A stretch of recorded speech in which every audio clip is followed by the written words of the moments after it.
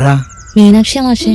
പണ്ട് സ്കൂളിലാണോ പരിപാടിക്ക് നല്ലൊരു ഡ്രസ്സ് ഇല്ലാത്തോണ്ട് സ്കൂളിൽ വരാതിരുന്ന എനിക്ക് മാഷാണ് നല്ലൊരു ഡ്രസ്സ് വാങ്ങി തന്നത്. ആ മീനാക്ഷിയാണോ? അതെ മാഷെ. അതായിരുന്നു എനിക്ക് എന്റെ ജീവിതത്തിൽ കിട്ടിയ ആദ്യത്തെ ഓണക്കോടി.